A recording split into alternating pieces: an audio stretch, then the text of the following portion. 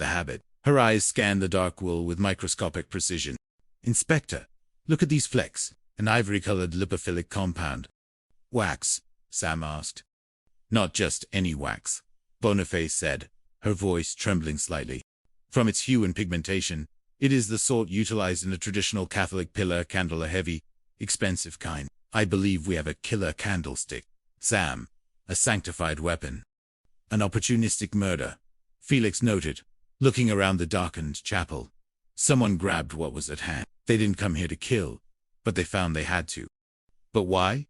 Sam asked. "What could an old nun have that was worth killing for?" "She knew something," Boniface said, reaching into Helena's stiffening hand. She pulled out a crumpled scrap of paper that the old nun had gripped in her final moments. "She gave this to a passing postman just before she entered the chapel. It says, in Latin," Sam said. "In the chapel, in plain sight," Boniface translated, her mind already racing through the architecture of the building. Chapter 3. The Ghost of the Earl.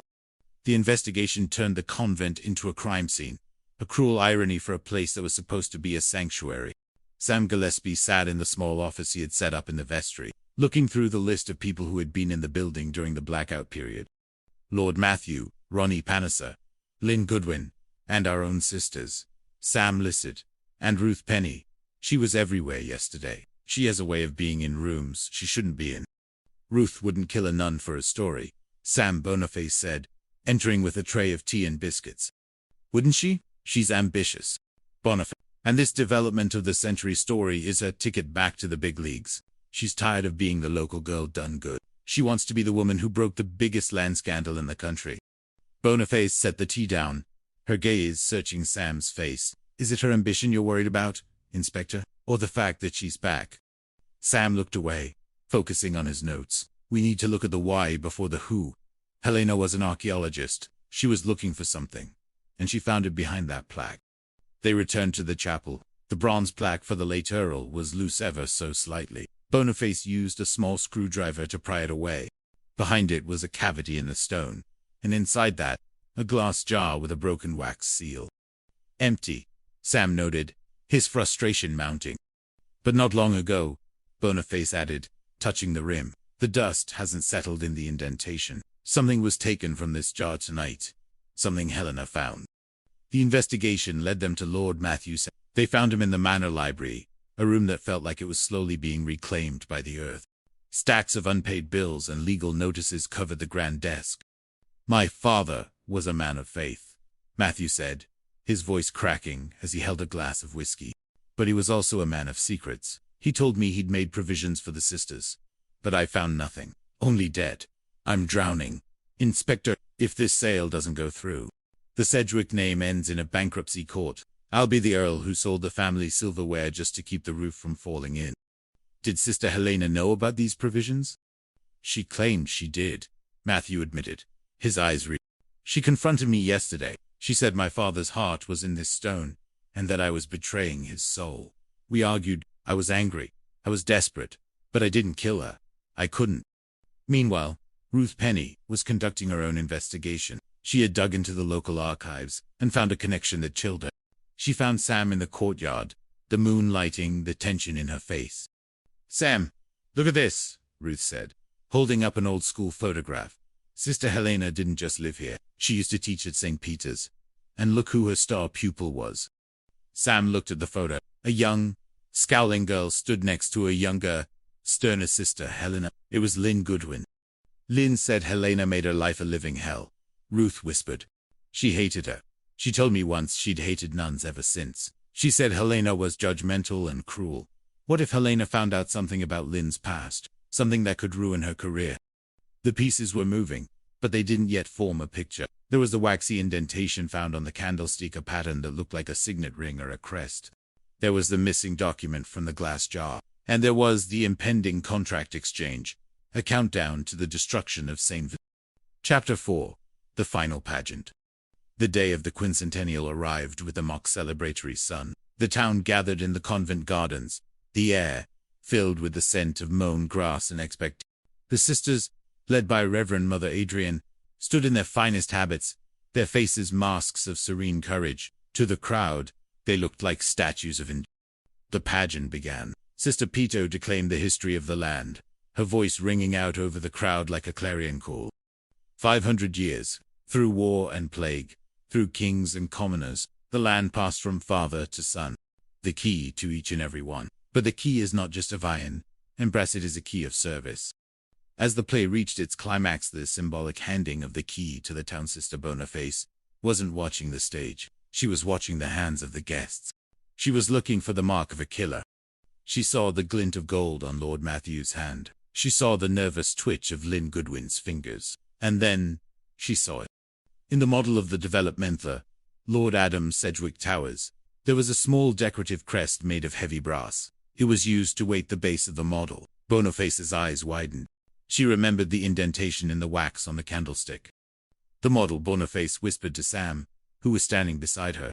The killer didn't wear a ring. They used the model itself as a grip. They gripped the heavy brass corner of the model's base to swing the candlestick with enough force to kill the pattern perfectly. But there was more. The Latin clue, in socello inconspicu, wasn't about the chapel they were in. Boniface looked toward the woods, her mind clicking into place. The old chapel, Boniface realized, the one in the woods that was deconsecrated a century ago. It's still on the grounds, but it's in plain sight of the main road without being noticed. She slipped away from the crowd, her habit fluttering as she ran toward the ruins on the edge of the estate. Inside the crumbling stone walls, hidden behind a loose brick in the altar of the forgotten chapel, she found it, a leather-bound cylinder. Inside was a deed of gift, signed by the late Earl, witnessed and notarized by a firm that had long since closed. It bequeathed the entire convent and the surrounding lands not to his son, but to the Catholic diocese in perpetuity. The sale was illegal. The land wasn't Matthew's to sell. The Earl had known his son was a gambler and a spendthrift. He had protected the sisters from the grave. She ran back to the gardens just as the speeches were beginning. Lord Matthew was at the podium, his hand trembling as he reached for the fountain pen to sign the final contract with Ronnie. "Stop!" Boniface's voice cut through the air like a bell. The crowd gasped. Sam and Felix moved forward as Boniface held up the deed. "Lord Matthew," she said, her voice filled with a profound, bone-deep sadness. "Your father didn't leave you with debt because he was a bad businessman. He left you with debt because he'd already given his greatest asset back to God. You knew that. Didn't you? You found his letters. You tried to hide the truth." Matthew's face collapsed. The mask of the Earl shattered, leaving only a desperate, broken man. He looked at the model, the vision that was supposed to save him. "She wouldn't stop," Matthew cried, his voice echoing in the sudden silence. Helena found the jar behind the plaque. She knew the deed existed. She was going to tell the bishop. If the sale didn't happen, I'd lose everything. The house, the title. I'd be nothing. "You lost your soul instead, Matthew," Reverend Mother Adrian said, stepping forward with a grace that silenced the crowd.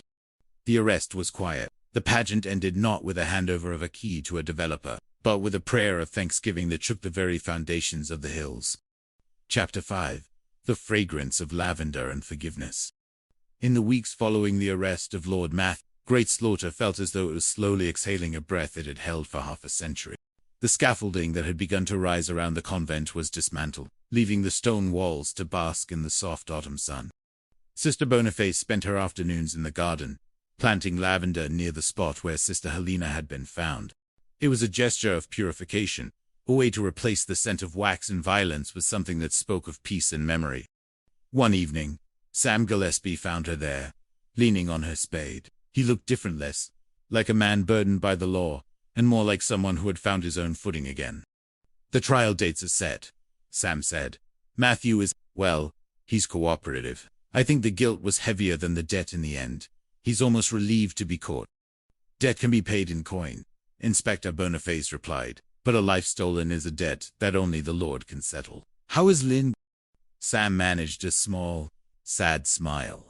"She's resigned. The scandal was too much for her political career, but she's found work at the refugee center in Gloucester. She told me the other day that for the first time in years, she doesn't feel like she's hiding from the ghosts of her past." They stood in silence for a moment, watching the shadows lengthen across the cloisters. "And Ruth?" Boniface asked, her eyes twinkling. She's staying," Sam admitted, a flush creeping up his neck that made him look like a schoolboy again. At least for a while. She's taken